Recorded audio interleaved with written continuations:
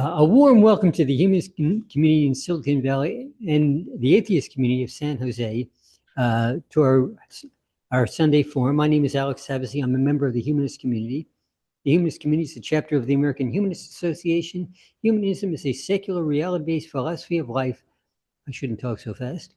That affirms our ability and responsibility to lead ethical lives of personal fulfillment that aspire to the greater good. We invite you to become a member of the humanist community if you haven't done so already. Membership forms are available on our website. So please aid us in continuing to present these forums free to the public by contributing to the community.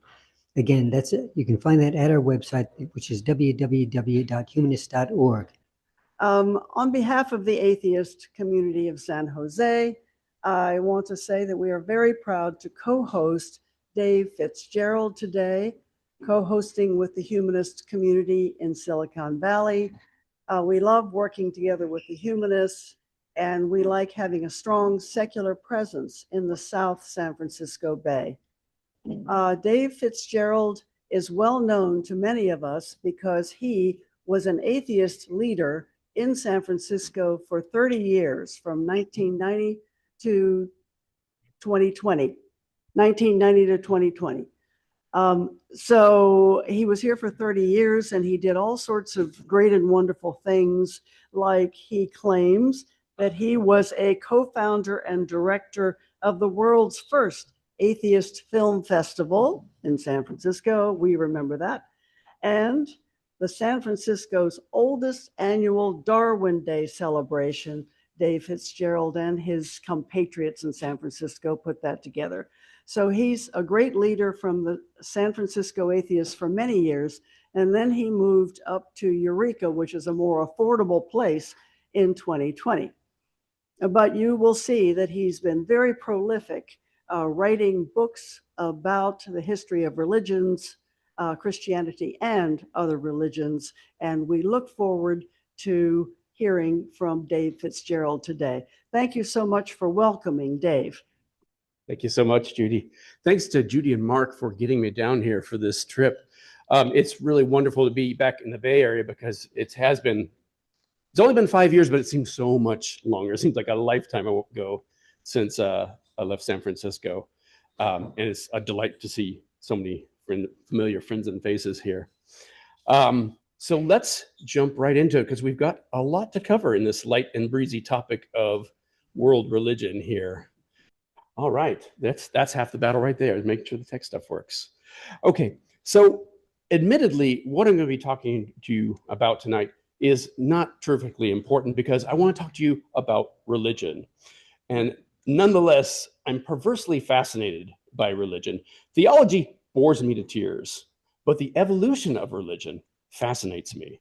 And I think some of you will find it as fascinating as I do. All of the world's religions look and they sound so different. Their theology, their art, their architecture, their rules and morals, their music and worship, everything about them is their own universe. But when we zoom out a little and look at the big picture, that all changes. When we look at the origins and the evolution of the top 10 major world religions today, their structure and the creation of their scriptures, they all suddenly start to look very much alike. And so do their founder figures. Now, here's the thing. We know that none of the world's gods exist. That's not special. But when it comes to the founder figures of any given world religion, your Moseses, your Jesus, your Mohammeds, et cetera, the general consensus seems to be that they were real historical figures.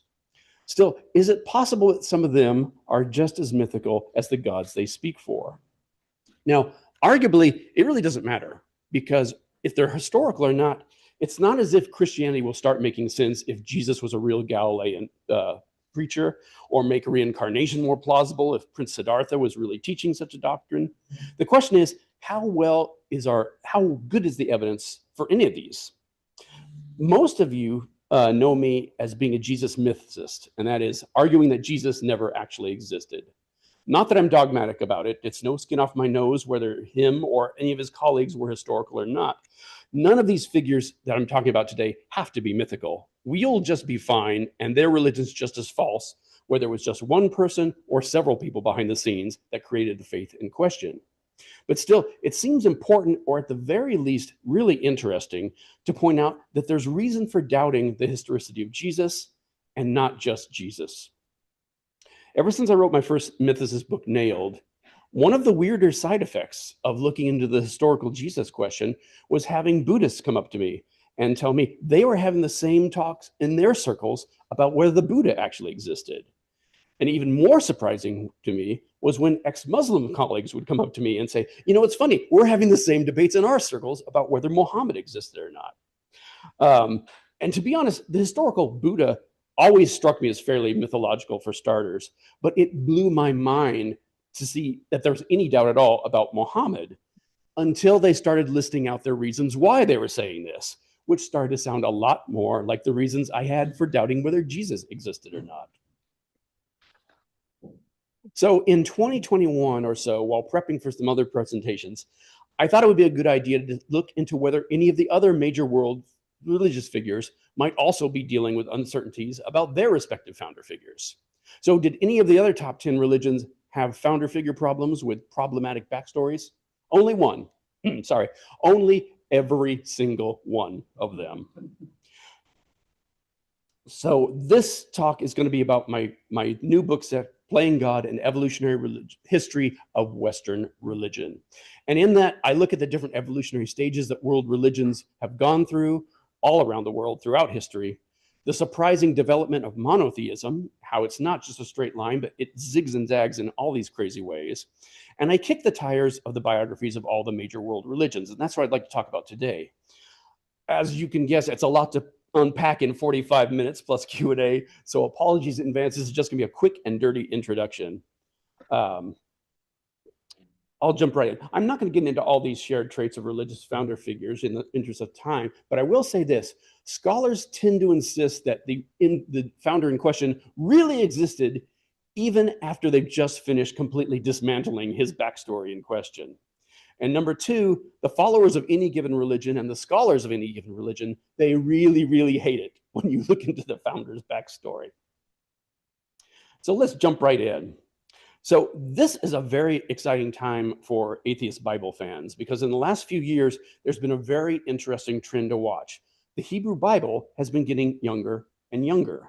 Biblical scholars used to take it as a given that the Exodus was more or less a historical event sometime around the 16th, or maybe the 15th, or maybe the 14th, or maybe the 13th century BCE, and that Moses was more or less a real person and the author of the Pentateuch, the first 5 books of the New Testament. But over time, all 3 of these claims have fallen into serious doubt, even among many religious biblical scholars. And increasingly, the authorship of the so-called 5 books of Moses has been dated later and later and later, from the time of the Exodus, then the time of the United Monarchy, which then that fell into his favor. So it went to Babylonian times, to the post-Babylonian exile times, and more recently, it's starting to land in Hellenistic times in the 2nd or 3rd century BCE. Increasingly, scholars like Thomas Thompson, Philip Davies, Mario Liverani, Francesca Stravacopoulou, John Barton, and many, many, many others, as well as discoveries like the Elephantine papyri, have shown that ancient Judah and Israel and ancient Jewish religion were all very different from the image we get in the Bible. We also know that several biblical books are partial or total forgeries. For example, Daniel, the 2nd Isaiah, the 3rd Isaiah, Jeremiah, parts of Micah, etc. And interesting archaeological evidence, so far, for instance, we have far better archaeological evidence that in the 7th century BC, Israelite homes typically had goddess figurines, that we have so much better evidence for that than we have for either David or Solomon's kingdoms in the 10th century. That's not to say there's no evidence for them, but despite frequent claims to the contrary, what little we do have would fit in a shoebox, and all of it is inconclusive. So if there really was a real David and Solomon, we certainly wouldn't recognize them as anything like the portraits of them and their kingdoms in the Bible. And in fact, ironically enough, and irony just dogpiles on each other when we get into religious studies, it's not until the 9th century BCE, a century after the supposed time of the United Monarchy, that later rulers from Judah and Israel start showing up in the contemporary historical record. And ironically enough, the family that gave us Jezebel is the first political dynasty corroborated outside of the Bible. Jezebel, the most hated woman in the Bible, is one of the few people in the Hebrew Bible that we know was a real person. And those Elephantine papyri I've just mentioned, they are 100 years of correspondence from a Jewish colony in Upper Egypt. And they show that as late as the 5th century, and again, we have 100 years of their correspondence from devout Jews who worshiped their own version of Yahweh and at least 4 other gods, at the very least, in their own local temple. And they show no knowledge whatsoever of Torah law, even though they're on good terms. Mosaic law, Torah law, Exodus, the United Monarchy, prophets, tribes, or names from the Pentateuch. There's no evidence of any of that in 100 years of correspondence from these people. What we do have is we know that they were on good terms and in close contact with the temple in Jerusalem, which seems to have no problem with any of this. When I first, if I digress just a minute, when I first heard about the Elephantine papyri, I just assumed they had to be some sort of mutant spinoff or people that time forgot sort of situation, because how else would it work otherwise? But no, that's not the case. These are devout Jews who greet each other with things like, may the gods bless you, my brothers. And they have things like their Persian governor sending them letters to how to celebrate this new holiday called Passover. And it's just mind-blowing, the complete absence of what we think of as core Judaism. Scholar Russell Gummerkin has demonstrated that considerable parts of Genesis and Exodus were dependent upon and also written in response to a pair of history books written in the early 3rd century by 2 different authors that few people besides ancient history professors have ever heard of: a Babylonian priest named Berosus and an Egyptian historian named Manetho. Now, we know that the Septuagint, the Greek translation of the Hebrew scriptures, was written in the 3rd century BC at the Great Library of Alexandria. That's not controversial at all. But Gummerkin goes even further and argues that the original Pentateuch was also written at the same time as the Greek translation. And he pinpoints his date to the year 273 or 272. That's how close we can pinpoint to when this book seems to have been first compiled. And in fact, the team of Jewish scholars at Alexandria who gave us the Greek translation of the Hebrew scriptures appear to be the same group that gave us those scriptures in the first place, or at least compiled them together. These are big claims, and in the fall of 2022, Israeli archaeologist Jonathan Adler, completely independently of all this, made an announcement that dovetails perfectly with Gummerkin's findings. A vast archaeological review shows that we have no evidence of Torah practice or Judaism as we know it before the 2nd century BC, over 1,000 years later than once thought. And again, there's a lot more to unpack here, but in short, virtually all the Old Testament stories that we love have turned out to be untrue. And even when the Hebrew talks about later genuine historical events and people, it serves us up an untrustworthy propaganda spin on them.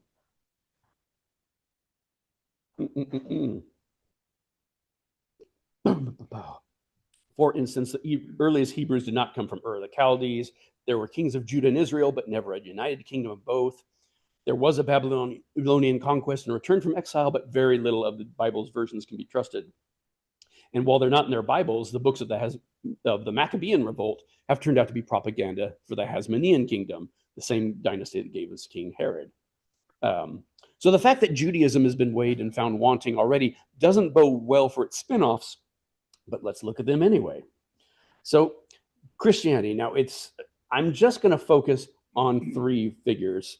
As we know, I don't think Jesus existed at all, but we could spend all night and 25 plus years and 4 books available at the table there, unpacking all the reasons I have to question his historicity. To keep it short, I'll just point out just a few short things. If you don't think that Jesus was the crucified Son of God who rose from the dead and now lives in heaven, well, you're already bucking the consensus of most biblical scholars. And as for secular biblical scholars, despite all the ongoing furor between the more serious mythicists and historicists, these 2 camps agree on much more than what we disagree upon. Markan priority, the synoptic problem, forgery in the New Testament, and many, many other issues, we are right in lockstep with them and with the general consensus, even on the ridiculousness of various fringe historicists and fringe mythicist theories. This man, who I love, Bart Ehrman, is perhaps the biggest secular scholar arguing for the historical Jesus, and yet, in my humble opinion, his own work supports the Mrs. case as well or better than his own view that Jesus was simply one more failed apocalyptic prophet of the first century.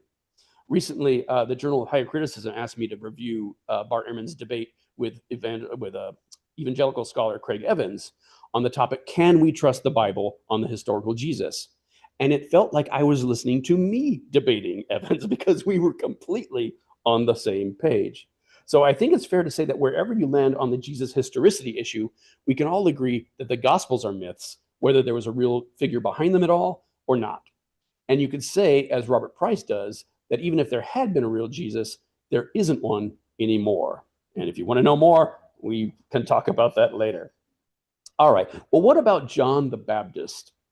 Initially, John the Baptist was not a part of Christianity at all. In fact, for the first century or so of Christianity, they were rival sects. And we still see traces and hints of that in our New Testament still. He only later became folded into the Jesus movement. And if that surprises any of you, it means the evangelists did their job. There's also reasons to doubt whether John the Baptist existed, though if I was forced to put my money on just one, my money would be on John, not Jesus. Not that the evidence for John the Baptist is all that great either. It's just slightly better than what we have for Jesus. Like this cave called the John the Baptist cave that actually dates to the Byzantine era.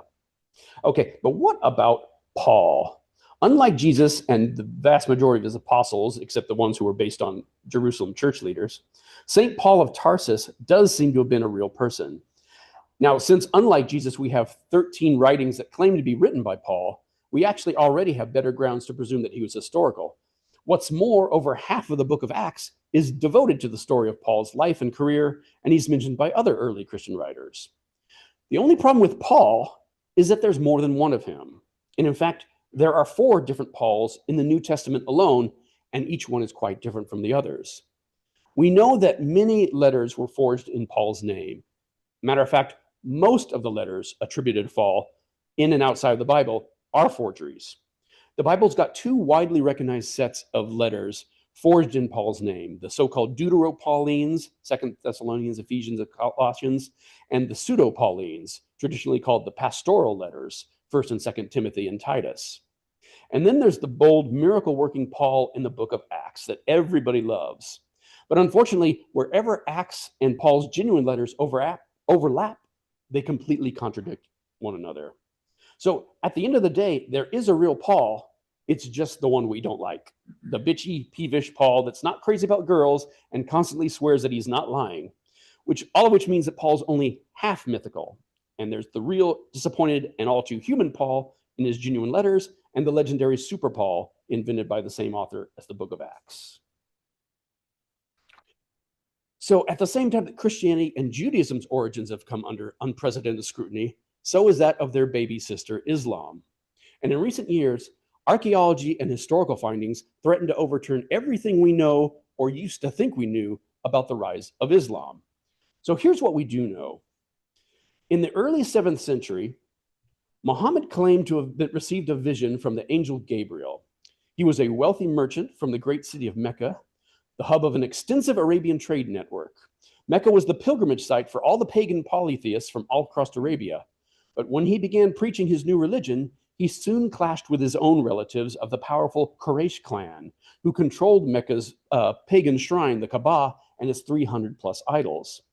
So he and his followers fled to Medina, and from that city, he and his new faith miraculously spread like wildfire. He united all the Arab tribes, drove out the heathen paganism, and against overwhelming odds, conquered both the Byzantine and Persian superpowers. Now, I want to pause for just a minute before we go any further than that, because every single fact in this paragraph is completely untrue. Archaeology has shown that in his time, the 7th century, Mecca was no city at all, but a backwards village of about 70 goat herders. And Medina was a scattered oasis of feuding date farmers, and neither were pilgrimage sites. Nor were there any pagans anymore. The arguments against pagans in the Quran appear to be aimed at Christians, Jews, and other monotheists. Muhammad's family, the Quraysh clan, were said to be paradoxically, both pagans and faithful monotheists, and also paradoxically, both long-distance caravan traders and guardians of Mecca's shrine. But there was no trade network in Muhammad's time. I should say there was no overland trade network. It had long been replaced by sea travel, and both Mecca and Medina were days away from the closest port. In fact, they were pathetic desert settlements with nothing to trade and no evidence of any trading either. In fact, it's not until a century more after the Prophet's death that the word Quraysh even makes its first fleeting appearance outside the Quran, in the final line of a text fragment from the mid-8th century. And even then, it's not entirely clear what the allusion to Quraysh even means there.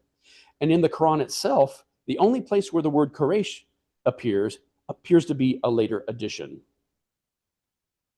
What's more, Quraysh doesn't appear to be a name for a family, but a term for a coalition or a large group, not a clan. Eventually, of course, the Quraysh began to make their appearance in Muslim tradition, retroactively inserted into his origin story as integral elements. Particularly after the 13th century, many Muslims appear to have suddenly remembered having a Meccan Qurayshi ancestor from the early 7th century to enhance their social status, and subsequently changed their surname to Qurayshi. And then there's the Quran itself. Islamic scholars, for instance, Fred Donner, say, those of us who study Islam's origins have to admit collectively that we simply do not know some very basic things about the Quran, things so basic that the knowledge of them is usually taken for granted by scholars dealing with other texts. There's excellent grounds to suspect that the Quran itself is not the work of any single writer, but developed from several different texts over the 7th and 8th centuries, including from sources both long before and long after Muhammad's life. Its real origins are obscure, and infamously, its content is filled with grammatical problems, weird logical discontinuities, and is frequently baffling and completely unintelligible, even to Muslim scholars. The amount that is unknowable, uncertain, and no one can agree on what it says amounts to about 10 printed pages altogether. As scholar Gerd Pune observes, if you look at it, you'll notice that every fifth sentence or so simply doesn't make sense. Many Muslims and Orientalists will tell you otherwise, of course, but the fact is that a fifth of the Quranic text is just incomprehensible. Even the Quran itself admits as much, and that it was a problem that invited challenges to its authority. Now, that said, there's no miracle needed to explain how the Arab Empire arose.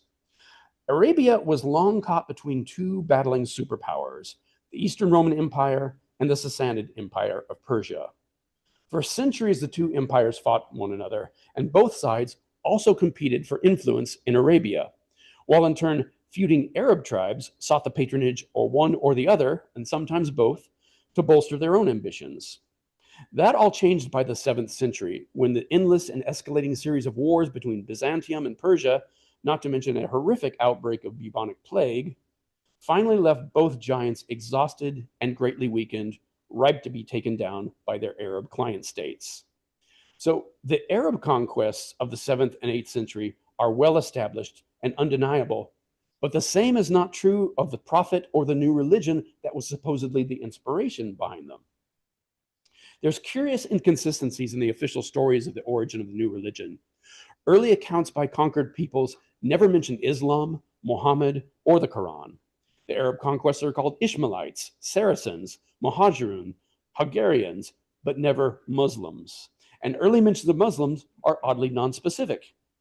And at least twice, mentions on coinage are accompanied by a cross.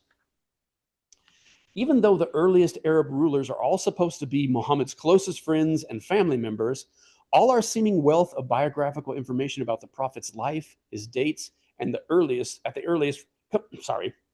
about the prophet's life dates at the earliest from about 2 centuries after he is supposed to have lived. By the year 800, Muhammad is the supreme example for all Muslims to follow. No one listens to you at all unless you say something that the prophet said first. But for the first half century or more, there's a glaring absence of Muhammad until the reign of this caliph, Abd al-Malik, and his governor, al-Hajjaj ibn Yusuf. It turns out these are not actually their real pictures, so take that with a grain of salt. Like the name David, like the name Jesus, The word Muhammad itself is not just a proper name, but an honorific title, meaning the praised one. And it's entirely possible that it originally referred to Jesus or some other prophet altogether. Who might would that be? Well, there are actually plenty to go around, such as Musalamaya, Tulaya, Sajah, Laqi ibn Malik, or Aswad Anzi, who today Muslims revile as the false prophets of the early Arab conquests. So it's very interesting to see specialists in Islam's origins insist that, oh, there was undoubtedly a Muhammad, or at least some prophet like him, and then turn around and thoroughly deconstruct everything Muslims think they know about him until there's nothing remotely recognizable. And when his backstory has been so thoroughly dismantled, what does it even mean to declare that he certainly must have existed? As bizarre and crazy as it seems, Islam appears to be the result, not the cause, of the early Arab conquests and their empire. Well, let's cross to the Eastern world religion side. Now, perhaps unsurprisingly, the Eastern traditions have tended to have a more detached stance on the historicity of the founder figures like Prince Siddhartha Gautama, the Buddha. Did I just pass the picture of him? No. There we go. There he is. There's Siddhartha. In the influential Mahayana scripture, the Lotus Sutra, the Buddha himself calls his own historical authenticity into question. So some scholars are careful not to put too much confidence into any of the professed historical facts of the Buddha's life. And trying to establish even a ballpark figure of when he lived with any degree of confidence has proven to be deeply problematic. Many scholars tend to place him around the 6th or the 5th century BCE, but Tibetan Buddhist traditions place his death around the 9th century BCE, around the year 833, while Eastern Buddhist traditions in China, Vietnam, Korea, and Japan believe he died over a century earlier than that, in 949 BCE. But in any case, it wasn't until the early 2nd century CE, or AD, if you will, or roughly half a millennium after the Buddha's life, that the first biography of Buddha was written in the form of an epic poem called the Buddha Karita. According to tradition, the Buddha's teachings were only transmitted orally for several centuries, and by the time the earliest Buddhist scriptures were first written down, large numbers of rival Buddhist schools already existed, each with their own competing collection of Buddhist teaching. Virtually all of these have been lost, though some have been partially reconstructed through translations into Chinese, Korean, and Tibetan. However, our surviving and reconstructed canons differ from one another so greatly that scholars are unable to tell which, if any, represents the original or authentic Buddhist scriptures. What about Taoism? According to venerable tradition, the founder of Taoism, Lao Tzu, aka Lao Tse, Lao Tzu, Lao Dan, or Old Master, wrote his teachings in a short book called the Tao Te Ching in the 6th or early 5th century BC. Modern scholars disagree with that. Based on archaeological evidence, competing collections of sayings attributed to Lao Tzu began to be written down probably from the second half of the 5th century BCE. They grew, they competed for attention, and gradually came to be consolidated over the following centuries until the canon probably reached a relatively stable form around the mid-3rd century BCE. Now, nearly every single fact about this figure is in dispute, including the name itself. According to several scholars, he's entirely legendary. The most common biographical account of his life was recorded around 94 BCE in historian Shima Cheng's book Shija, or Records of the Great Historian. Records of the Grand Historian. But even he expresses his doubts and gives 3 radically conflicting versions. Scholars today take the Shiji with a grain of salt.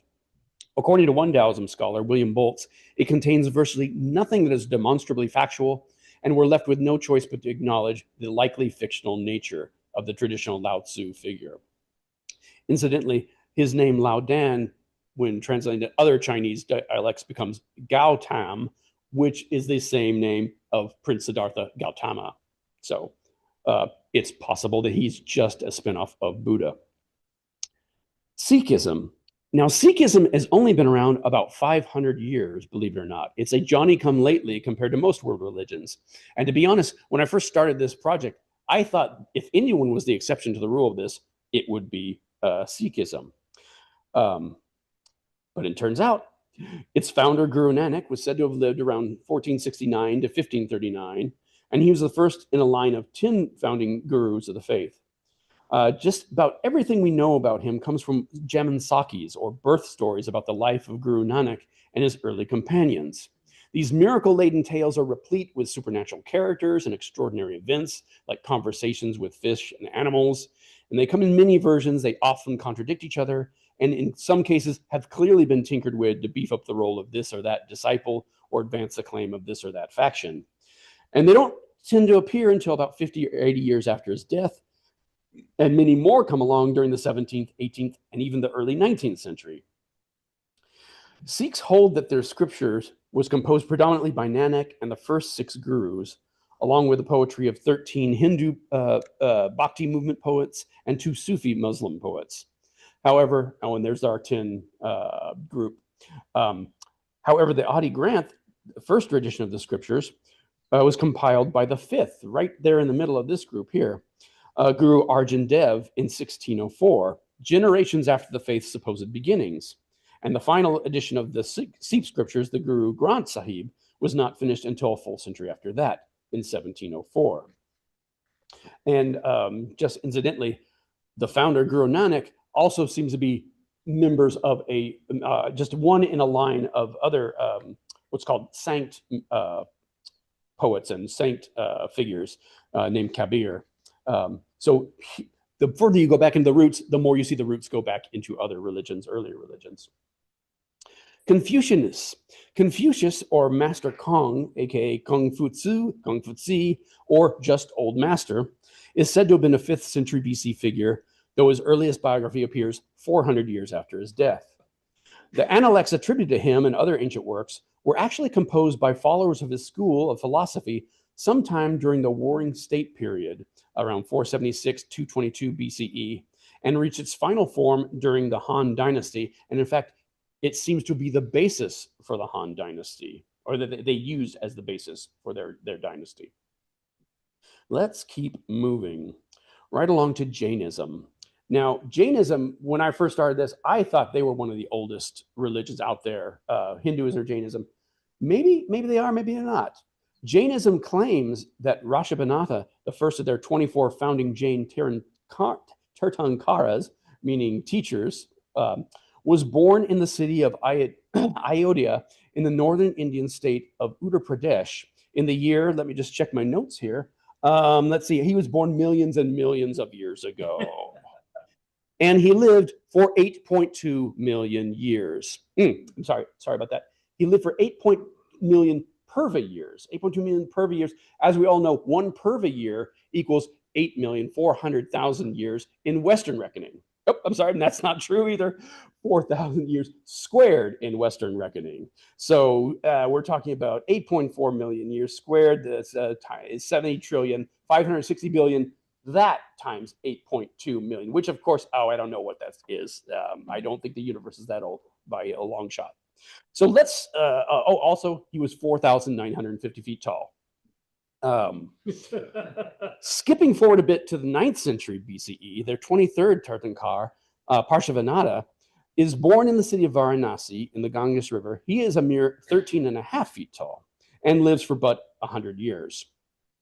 Now, despite this impressive, some might even say incredible pedigree, observers could be forgiven for suspecting the religion actually started with the last and 24th final and the shortest Tirthankara, Mahavira, who was supposedly born at the beginning of the 6th century BCE.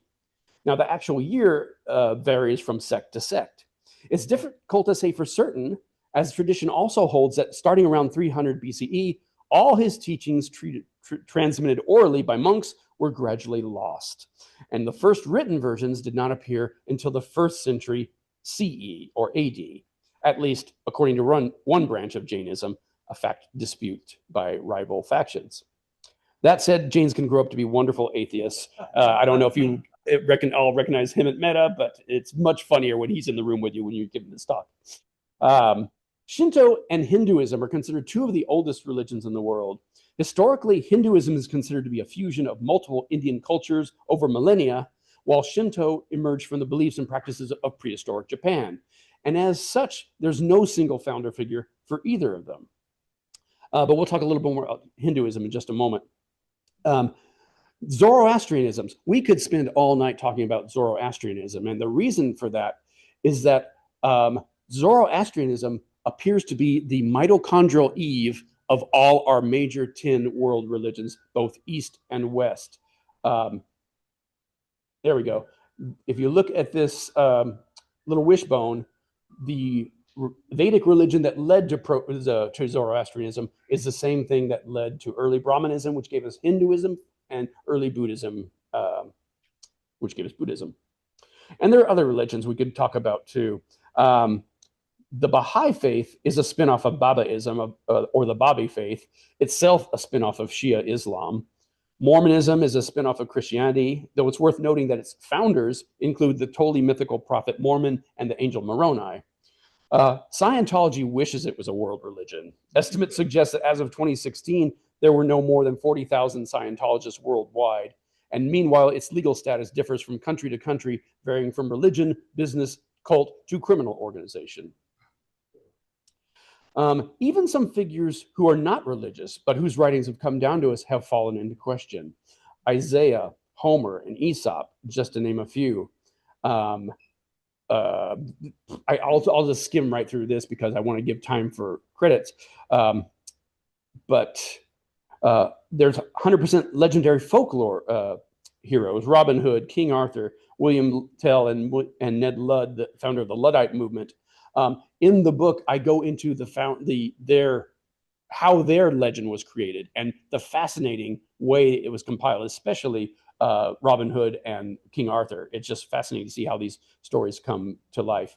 William Tell, he's so beloved in Switzerland that when they've had civil wars, both sides had William Tell flags going into battle, and yet completely 100% made up.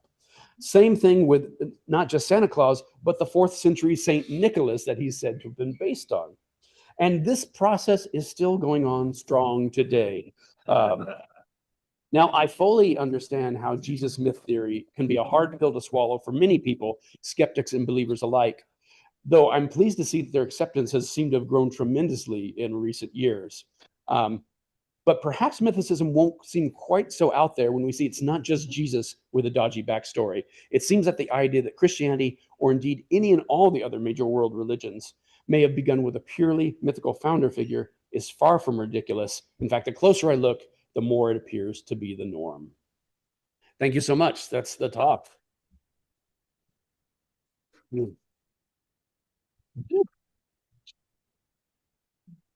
Sure.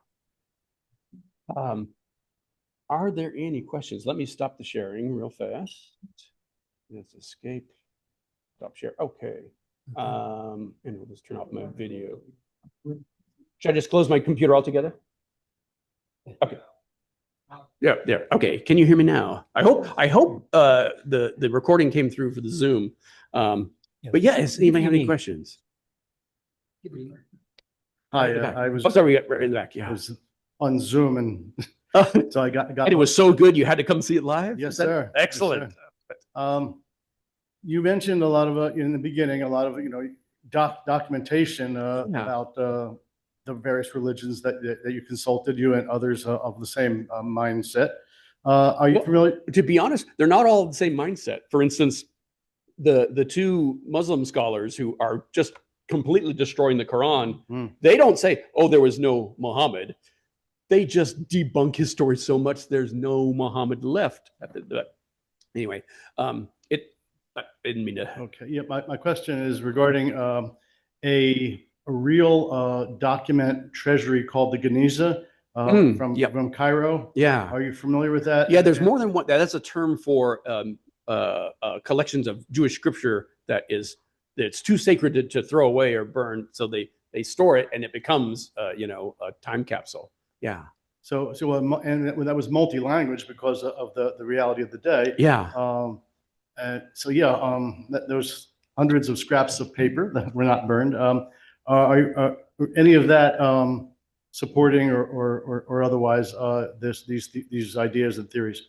Well, I mean, it gives us a good example of how scriptures have changed or not changed the Jewish scripture, for the fragments that they have in there. It's for this particular talk. It's based on what Russell Gmerkin has discovered about the way, for instance, that our Moses story came together, and it all seems to predate these later scriptures. In fact, everything that we think of as Jewish scripture after Tanakh, the Talmud, the Mishnahs, all the Peshitas and the Midrash, all of that seems to have come at the very earliest after the 2nd century BCE, after the Hasmonean dynasty in Judea. The scriptures seem to have come out of Alexandria again in the year 273 or 272, and 100 years or so later, it seems to be being groomed as the official religion and founding myth of this dynasty that gave us Herod. So yeah, there's lots to unpack in that. Yeah. Okay, Masuma, you had your hand up? Oh, sorry. There's Sure. also a question up here, Alex. Oh, Yes. Excellent presentation. I have Thank a you. question. I see all of them are men. Yep. So can you Yeah. comment on that? And all of them have beards. You know, So what is the association and why only men? I'm so glad you asked that question. I have second question. after. Let's start with that one because it's so important. The book I'm working on right now is with Canadian author Karis Burkowski. We are talking about specifically Christianity, how it's done a number on women. And we could easily fold in every single other religion. We'll probably do a tip of the hat to that.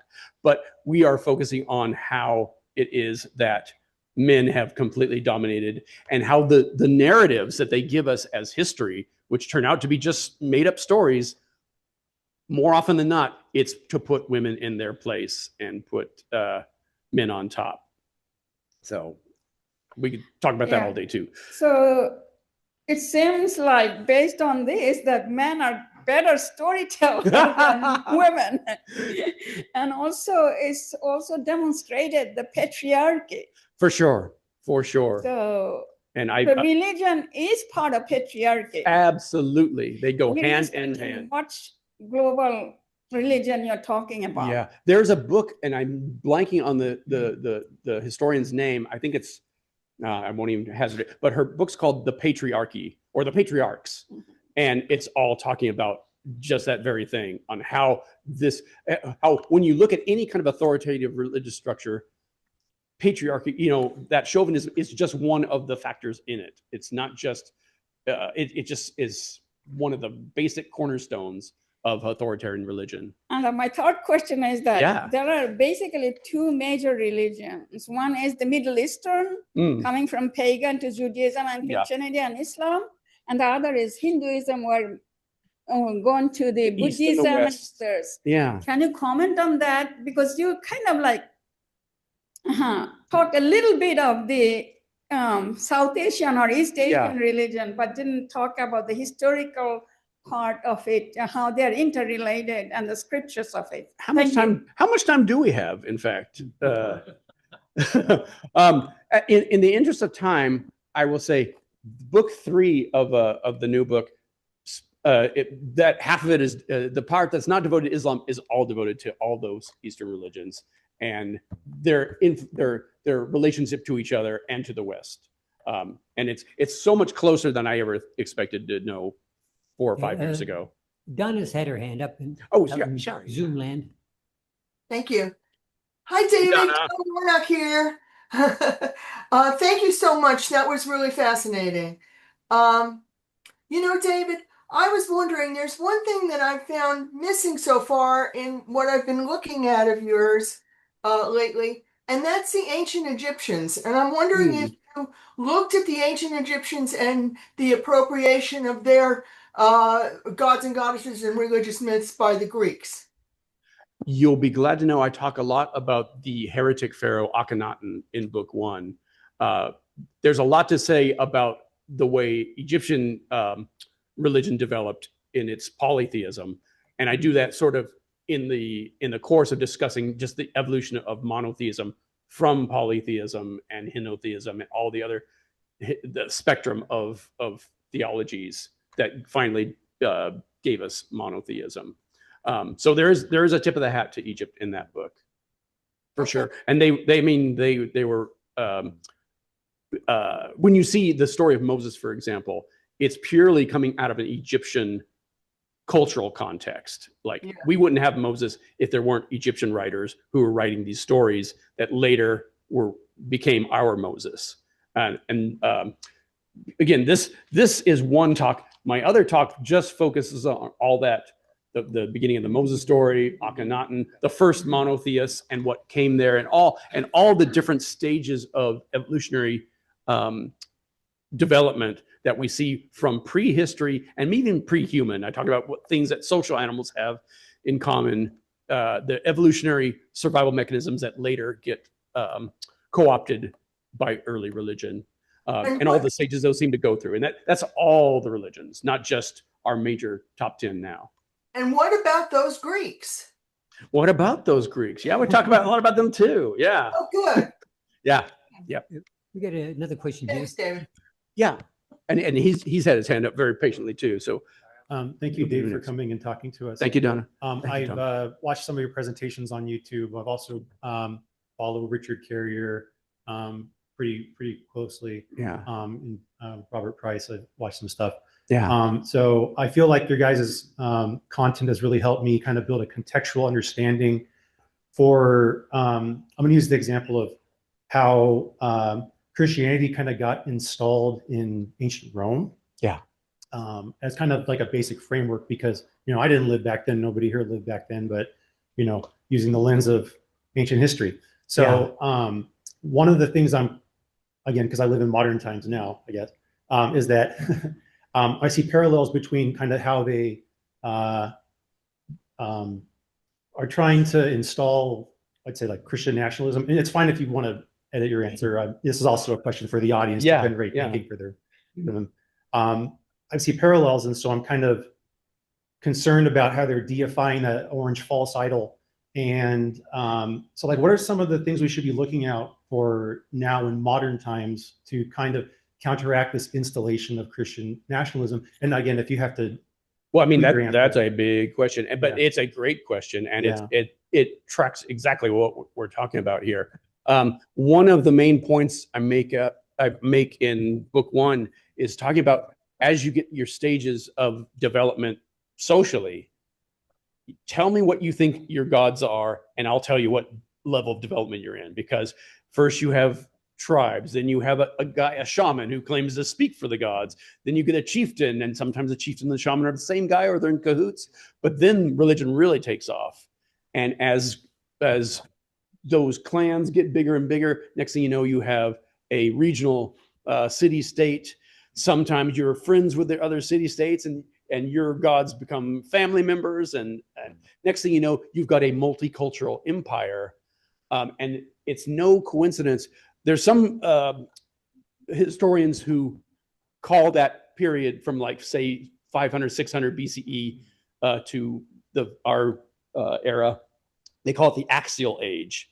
And there's problems with that definition. But what I think, and others think, is that what we're really talking about is when these multicultural cosmopolitan empires show up, where your god, suddenly it's not just a river god, not a mountain god. It's not the god of the Hittites, not the god of this. It's the god of everybody, no matter what you look like or what language you speak. As long as you worship this, you're under this emperor here, you need to be under his god. And so you get a god that gets transcendent and more omnibenevolent, less smitey, and more, oh no, he's the father of all of us. He's the god of all of us. And that starts as early as ancient Egypt, in fact. Yeah, so it seems very, very apparent that the evolution of God, for lack of a better term, which is the title of the first part of it. That is all book 1. It's evolution of God and the gods of monotheism. Your hand up? Oh, yeah. Thanks for waiting. Great question, Tom. Thanks for the presentation. So as between you and Bart Ehrman, I think you said, with regard to the historical Jesus, you both agree on all of the underlying facts. Yep. As I understand it, you take more from the absence of evidence to the implications of the absence of corroborated contemporaneous evidence. Point, yes, but there's also evidence that just is not, it's hard to explain under a historicist. So it's not just the absence of evidence. It's also evidence we do have. It's like, why would they say that unless, this kind of thing? But why haven't you convinced Bart Ehrman? And were there David Fitzgeralds in, let's say, 60 CE who were saying, what are you guys talking about? Is there evidence of that? You Christians are crazy. There was no such God. There were several of them, and we still have some of their writings preserved, ironically, in the apologetic manuals, saying, this is why this pagan here is full of crap. Here's what he says. That's how we know what they said, is because it's in a Christian book. There are people like Celsus, people like Porphyry, people like Julian, where they were picking apart like the story of Jesus on the Sea of Galilee. And they're saying like, you can't have storms on the Sea of Galilee. It's only this long by this long, and you can cross it in 2 hours in a canoe. And all the critiques they brought up against Christianity then, they hold up just as well now, 100%. And we have a Christian wrote a book called Against Trypho, where he invents this fictional Jewish character named Trypho, and he has him say all the arguments that they were getting from Jews in the area. And one of his arguments is, why is there no evidence for this guy? You Christians have invented this guy, and for this imaginary savior, you're getting yourselves killed, And those are just the ones that survived 2,000 years of Christianity. Yeah. So why doesn't Bart Ehrman agree with you? Here's the thing. I love Bart. I love Richard Carrier. They hate each other, and they are very dickish about it. I have a feeling if those two were a little more civil to each other, and again, I love them both, but I would love to see a debate between Bart Ehrman and Richard Carrier, because when Bart Ehrman debated Robert Price, Robert Price made one really excellent point when Ehrman says, well, when you mythicists see something you don't like, you just say it's an interpolation in the scriptures. And he goes, wait a minute. Mythicists aren't the one who pointed out that these are interpolations. These are widely recognized interpolations. And it just so happens that every single one of them supports our side, not that side. But that said, the reason I love that debate is because Richard Carrier did a follow-up blog where he said, here's what should have been responded to that, and has pages and pages of what would have been a better answer to all the things that Bart brought up. I will say that when Bart wrote his book, Did Jesus Exist? Mythicists like me, we weren't disappointed with it because we thought he was going to agree with us. We were disappointed because we thought it was going to be the best argument, the best defense of historicity. But he just phoned it in while he was writing some truly excellent books on forgery and counter-forgery in Christianity. That said, after that book came out, you could tell that in his future books, he was starting to back away from things that he thought were established facts, and has been, slowly backing away from some of the more questionable ones because of pressure from mythicists who are pointing out, that's not true, and this is why. And so, will he ever come around? I mean, his wife is Christian, so that's might be a problem. The fact that he seems terrified that all his colleagues will make fun of him if he does, that also seems a little problematic. But who knows? Philip Davies from Sheffield University did a great review of Did Jesus Exist?, where he chides Bart for this attitude of like, I think there was a Jesus. In 20 years, I think that's still going to be the consensus. But it's ridiculous to act like it's a done deal. And surely in any other field of history, it wouldn't even be controversial to weigh this slender amount of evidence we have for him to see if it holds up. So the fact that you're trying to treat this as a pariah is just totally ridiculous. We got Joel there. He's had his hand up for a while. Say again? We got Joel. A question from Joel. Okay, yes. Sorry, yeah. Oh, hi. Actually, Is that Joel Pearson? Yes. Calling from the UK, if I'm not mistaken. Yeah. I mean, I could talk about mythicism all day, but my question was actually around the historicity of Muhammad. A few years ago, I looked into this, and there was one reference by someone from an opposing army who mentioned a guy called Muhammad leading a force. Now, I've not read as far as the third book yet, being a bit of a slow reader. Oh, I'm glad to see the book. Yeah, and I know what you're talking about. When you get to that, what you'll find is that our earliest references to a guy who may or may not be named Muhammad, because of course there's no vowels in the letter, and we don't know if he's talking about a person whose name was Muhammad or a person whose title was something like Muhammad, but whoever that guy is in that one particular battle, he's clearly not a religious leader. He's clearly not a prophet. There's no mention of anything. And that's true of everything we get for supposed eyewitness accounts of Muhammad. The closer that you get, the further back to zero you get, the less you see of him until it disappears. And the more you see, oh, well, this part of the Quran, that's actually came before Muhammad. The part of the Quran, oh, that came actually after Muhammad, even though he was meant to have written the whole thing. And also, I know a common apologetic for that is that he was the first person ever to be named Muhammad, but I'm pretty sure that's not true either. Yeah, that's adorable. Yeah, yeah.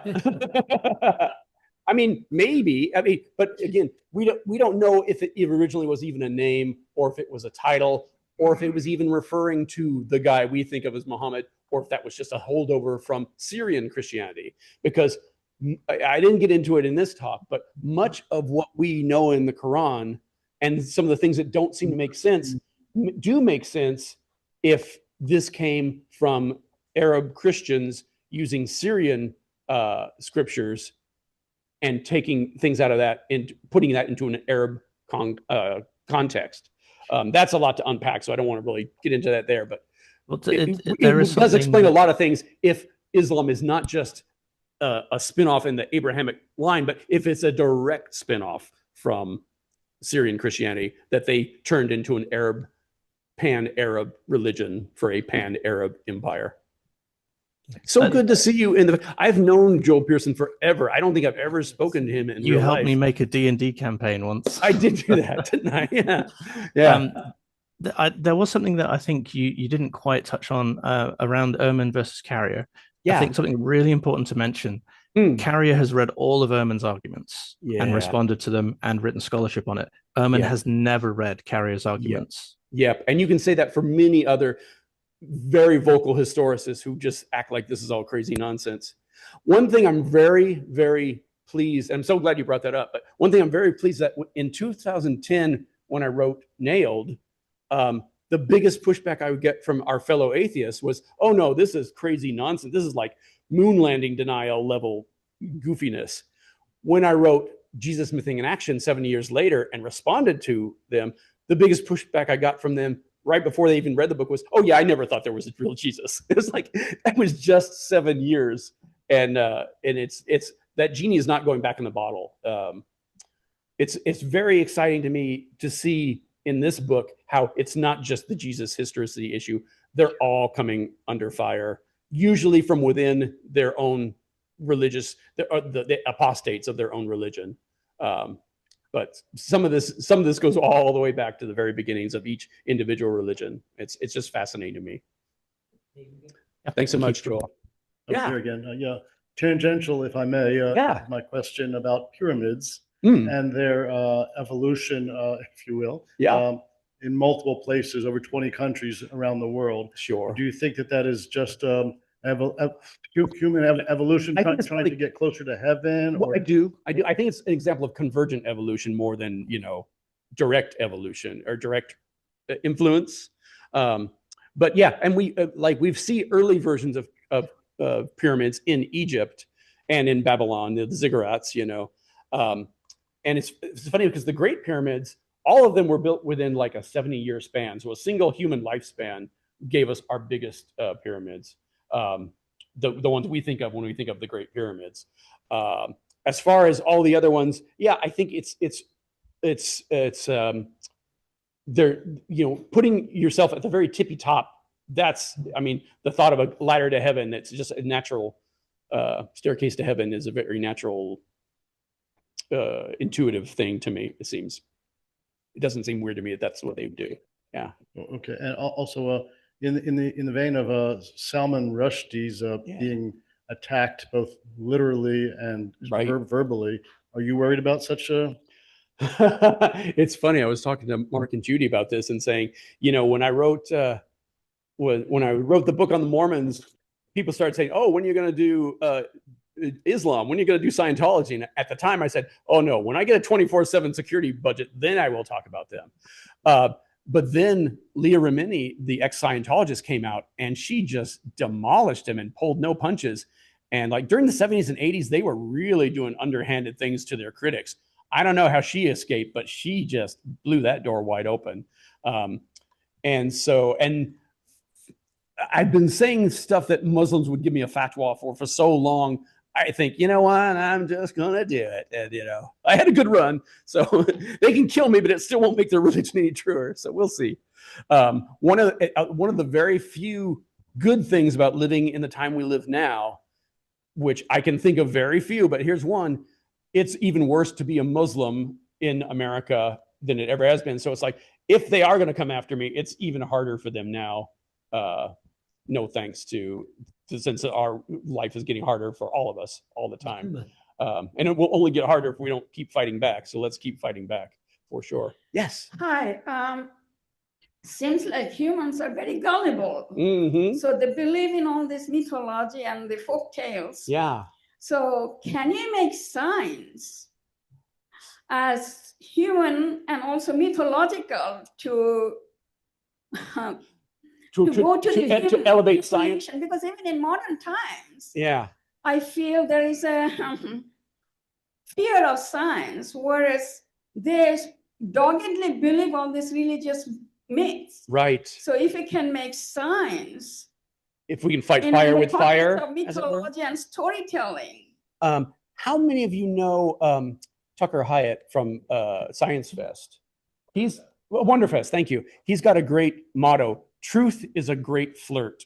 And it's like, if we can make, I mean, I find it so much, the things that really blow my mind anymore aren't science fiction. They're not fantasy. It's science facts that I didn't know before. And if we can make people expand their sense of wonder about this incredible, beautiful, horrible, terrible, fascinating universe we live in, it seems very hard to take any of these mythologies seriously as anything except mythology. Especially, I love it when we do comparative religion classes. I think once you start seeing how all of them, all their rules, and you start seeing where all their rules come from. And there was a very smart woman, oh yeah, it was you, who said they all seem to be very patriarchal in nature. And once you expose that, once you see that, you can't ever unsee it. So that's what I want to keep doing, is like pushing back and just saying, look, this is an interesting idea that you've got on your bumper sticker or your podcast, and here's where it came from, and this is what came out of, and this came in reaction to. Okay. And that's why I do what I do. Okay. Yeah. Hi.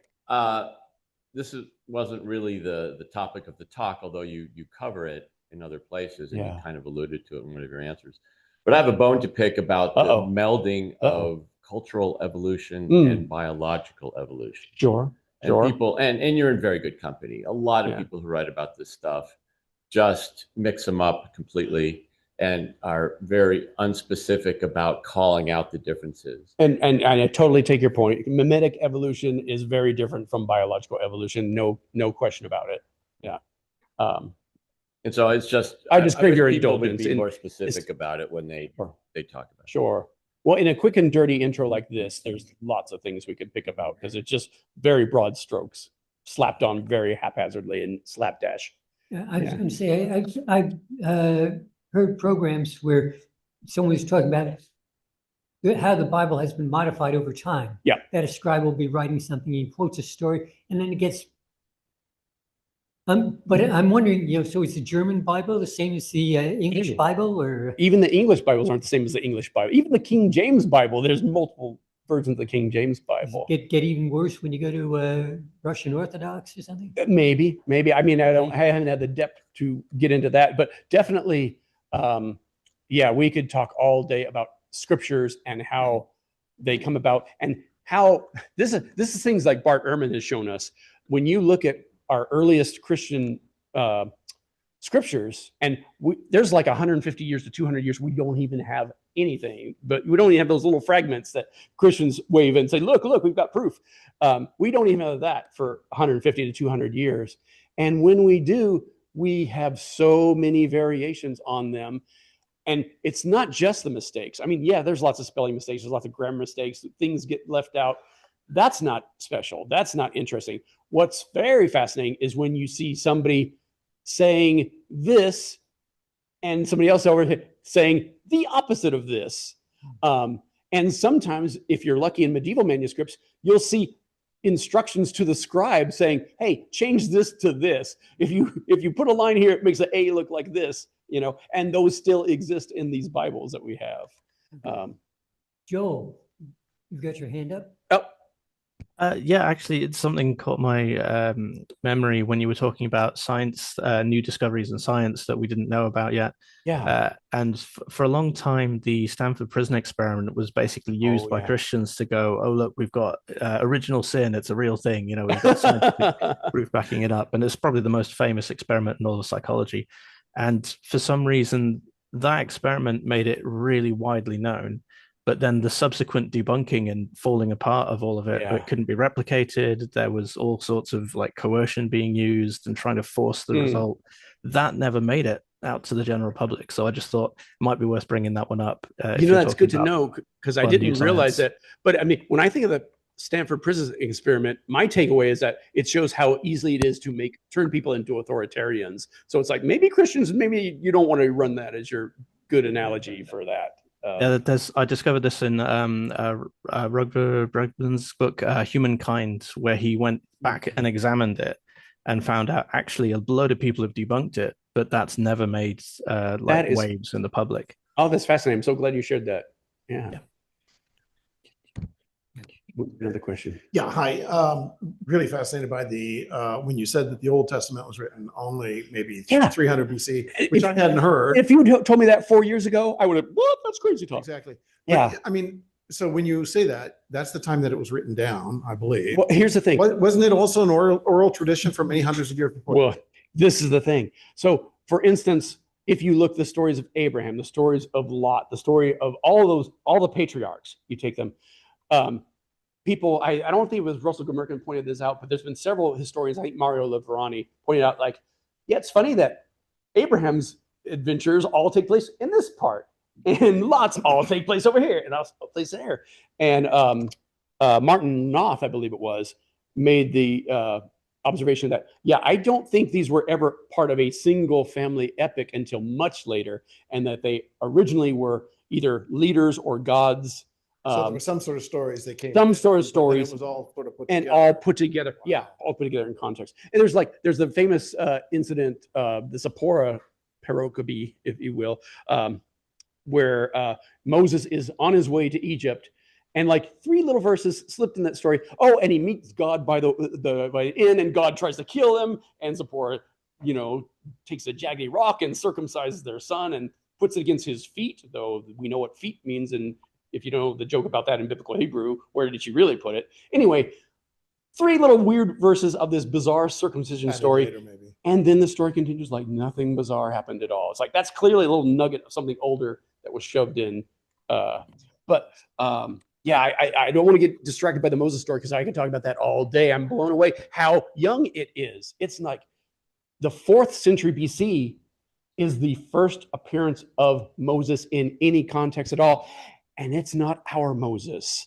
Our Moses is 2 degrees removed from that, written in response to people who were retelling that story. It blows my mind. 3 years ago, I had no clue that was the case. Yeah.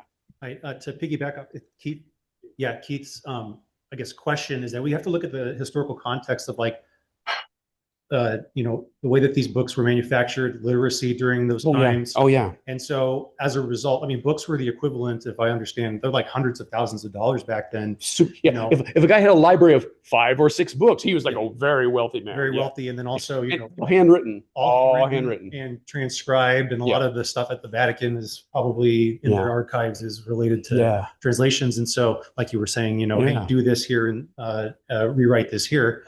And so that context is really important, because during those times, I think only like 2% of people lived to past age 80 or something. I mean, living into. I think the average lifespan was 27. Yeah, living into later ages what that kind of benefits the Abrahamic religions specifically, because the continuous timeline of like, hey, my ancestor didn't live as long, and so like the passing down of traditions from more older and wiser people, Right, to be right, nice about it, right.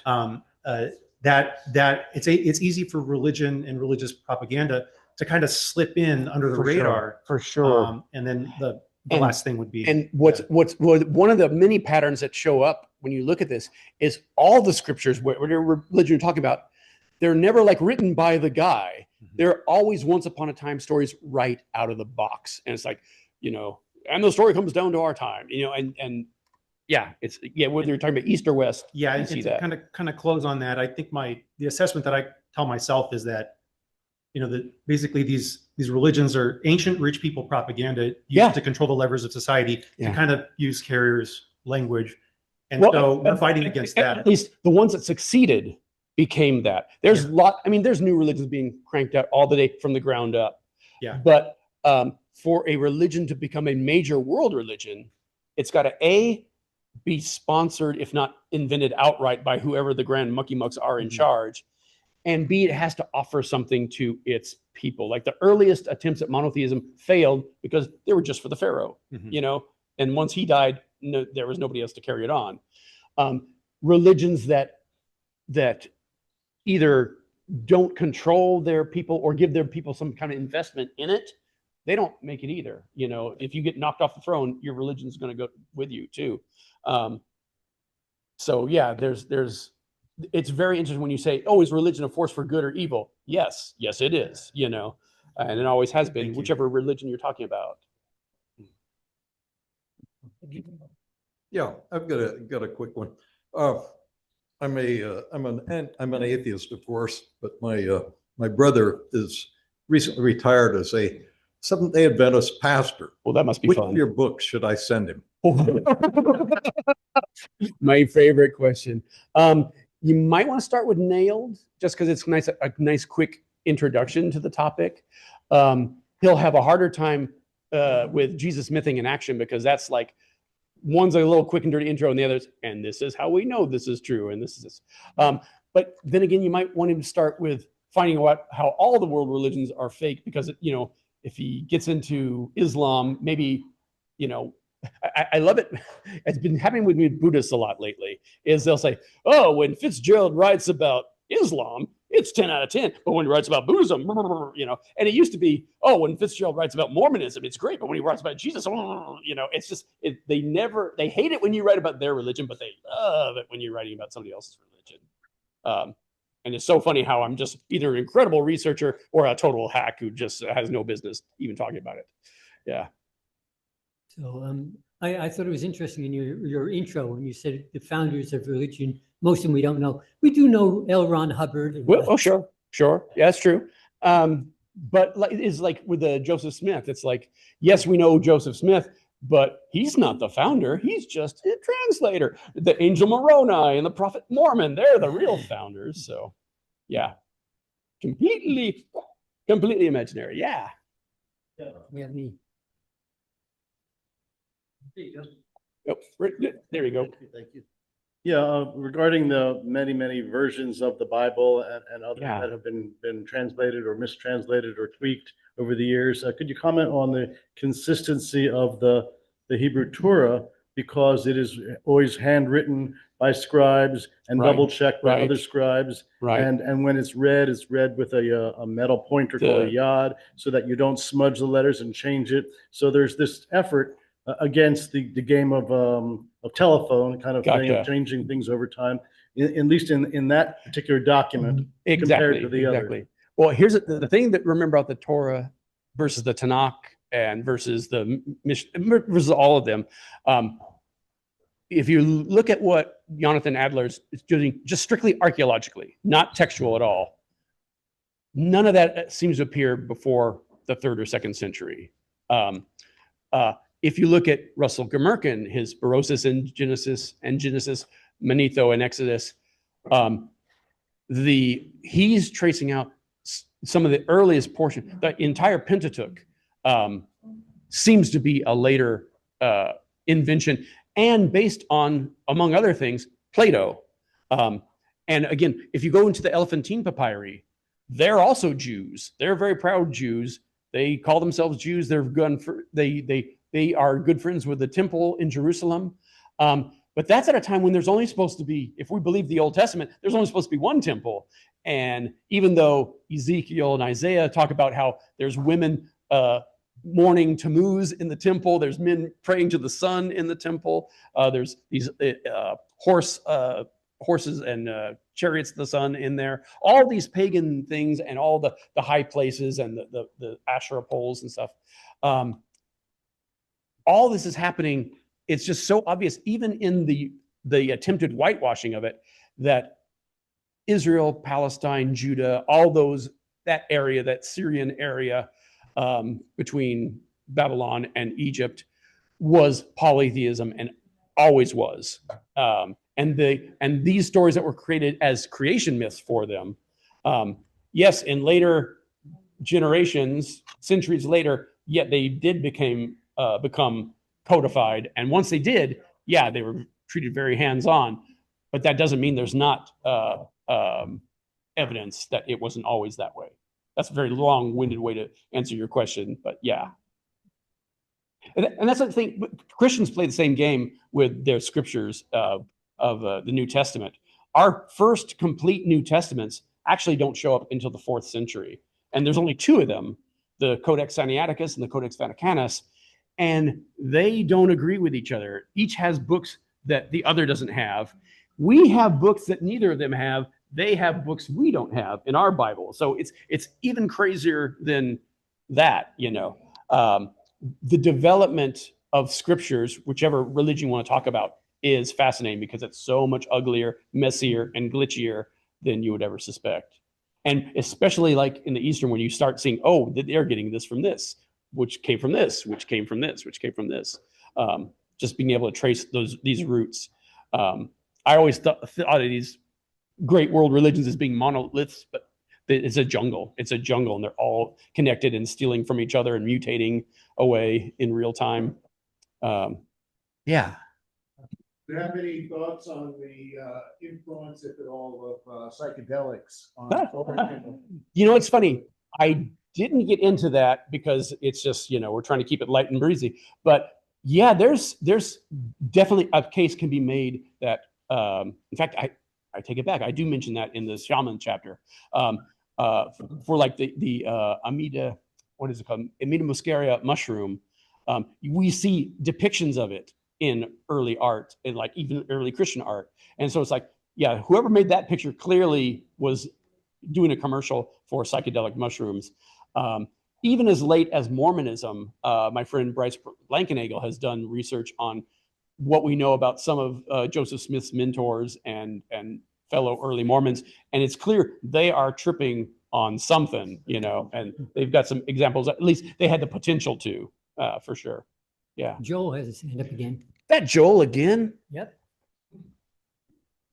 What's up, Joel? I was wondering if you had any further thoughts on Paul's sexuality, because it's something you have mentioned before. Oh, you're a bad man.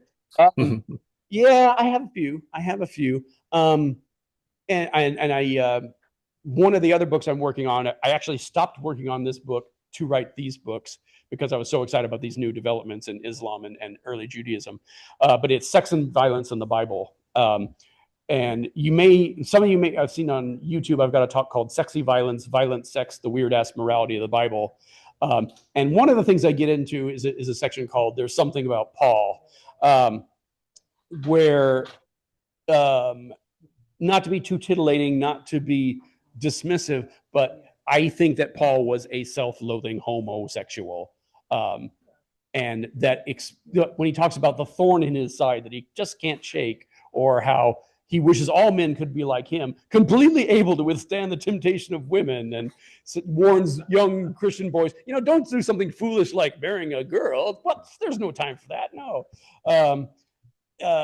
There's lots of things. The book of Philemon, recently it seems that the whole thing may be a forgery anyway, so that kind of takes the wind out of my sails there. But when I read the book of Philemon, the story of it is not about brotherhood in Christ. It's about, oh, bring back my slave boy Philemon because he ministers to me in my chains and I love him so much. It's just, it seems, anyway, it's neither here nor there, but I think a strong argument can be made, and I'll do it in my sex and violence book, that he was probably gay. Not that there's anything wrong with that, but nonetheless, how ironic is it that the most homophobic figure in the most homophobic religion was probably a self-loathing homosexual. I wonder, in the religions that believe in reincarnation, did they ever transfer? Did they ever go male to female or female to male in the next incarnation? I believe they do, and they jump bodies from animals to all the time. Yeah, I think there is some of that going on. Now, mind you, in the reincarnation thing, I believe that men are always higher on the ladder than the women are. But of course. Well, of course, yeah. I think one thing painfully ironic about that is, like, there's lots of things in Buddhism I kind of admire, but one of them that's really messed up is, like, if you see, for instance, a kid who's like really has birth defects and is like mentally, developmentally disordered, and they're not nice to him. They said, "Oh no, you must have been a bastard in a past life. Don't be." Yeah, you're getting what's coming to you. It's like, oh, that's messed up. Yeah. I think there's a Jewish prayer. It says basically, you thank God that you weren't born a woman. Yeah. I don't think that was one of the early Pharisee. Yeah. But I think it's still around. Is it? Is there any Jews that can come? Yeah, it's still around. Yep. And yeah, we don't have to get into Hasidism, but yeah, that's a whole thing. Yeah. The American, the activists in the feminist movement, they saw religion as a problem. Yeah, and I think they're not wrong. Somebody else had a question. Yeah. Hi. I heard recently that John the Baptist was in the running to be a Messiah. Oh, absolutely. Can you, absolutely. There was no question about it at all. We actually have a thing called the Clementine Recognitions. That's a Christian fiction, but what it depicts is somebody present at a debate between Jesus's followers and John the Baptist's followers, where they're debating who's the Messiah, Jesus or John the Baptist. Even in our own Gospels, you've got all four Gospels have John the Baptist in them. None of them agrees on who he is, whether they're complete strangers or whether they're first cousins who knew each other in the womb. And same thing with like figures like Joseph Arimathea. But the thing about John the Baptist that fascinates me is Robert Price wrote an essay that when I first read it, I thought, oh, this is crazy. And it haunted me because I've never been able to shake it. He says, we know that the Gospels are myths and they're allegories. I wonder if Jesus is an allegory for John the Baptist. And the main, and his reasons for that are very cogent. And when you read the New Testament, it's like, oh, that makes a lot more sense if that's what we're talking about here. But again, and I do mention that we have slightly better evidence for John the Baptist than we do Jesus. And by that, I mean, there's a mention in Josephus that's not a forgery that just happens to mention him.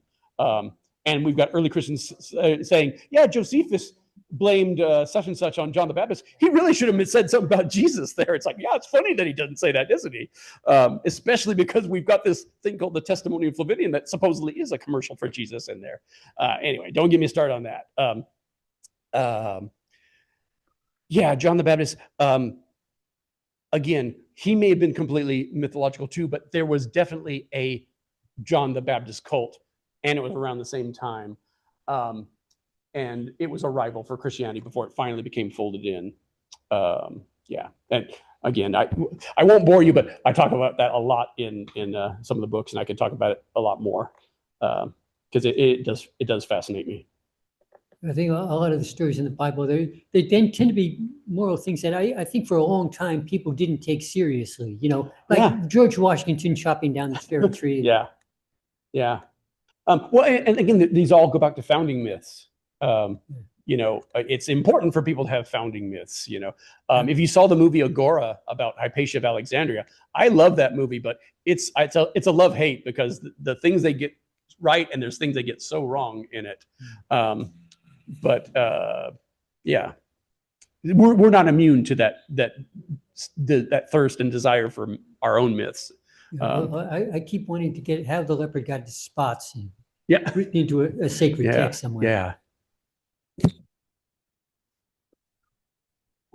Maybe not related, but it occurs to me that a lot of people that are atheist or non-religious are more fervent studiers of the topic than people who claim to be believers. And how funny is it that most pastors and rabbis and priests that I know get to a point where like, oh, I studied my way out of my own religion. And that happens all the time. The Clergy Project is filled with such people who have done that. Yeah. I think we're going to have to wind up now. I'm actually delighted. This has We got a been lot so of much more people. time for a Q&A that I thought we would have, and all the questions have been amazing. Thank you so much for Thank having you me for come. being here.